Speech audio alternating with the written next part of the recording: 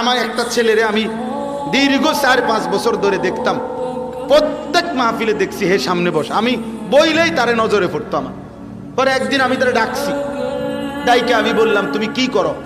কয় হুজুর আমি ঘাস, মানে প্রতিদিন ঘাস কাটি, আর ঘাস কাইটা বিক্রি করি, যা পাই তা দিয়ে সংসার চালাই। তাই বললাম তুমি যে সব মাহফিলে আসো, আমি দেখলাম তোমারে। কয় হুজুরে যখনই আপনার কোনো পোস্টার দেখি, কয় আমি তখন এই ঘাস কাটার টাকার থেকে একটু একটু টাকা জমাই, কয়টা টাকা জমাইয়া গাড়ি ভাড়া মিলাইয়া রাখি, আপনার ওয়াজ শুনতে যাও। তাই বললাম যে মাশাআল্লাহ।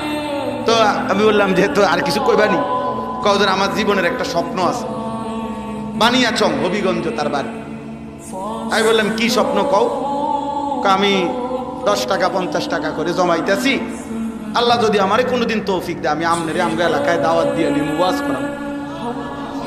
পরে আমি বললাম ওহন দাঁড়া, ওহন ডেট লো, এখন নাও ডেট, আজকে তোমারে ডেট দিলাম, হাদিয়া দিতে হবে না, আমি দিমু তোমার, এটা তোমার মাহফিলের সান্দা আমি দেবো, ও আজের টেহা লাগতো না, তুমি যাও, তুমি আয়োজন করো, যেখানে কও তুমি, তোমার ঘরে হোক উড়ানে হোক, আমি ওখানে ওয়াজ করব।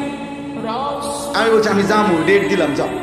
আশ্চর্য বানিয়াচং, আমি গত বছর এই ছেলেটা তার দাওয়াতে আমি গেছি মাহফিলে, গিয়া দেখলাম বানিয়াচং বাংলাদেশের সবচেয়ে বড় গ্রাম, এটা জানেন? বাংলাদেশের সবচেয়ে বড় গ্রামের নাম হলো এই বানিয়াচং হবিগঞ্জ।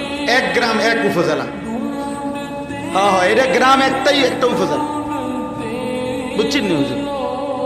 গিয়া দেখছি ওই গ্রামের মানে ওই উপজেলার সবচেয়ে বড় কলেজ হাই স্কুল মাঠ, যেটা বিশাল মাঠ, এই মাঠে এই ছেলে মাহফিল মানে আয়োজন করছে। আমি গিয়া দেখি একেবারে যদি কম হয় মানুষ 15-20 হাজার,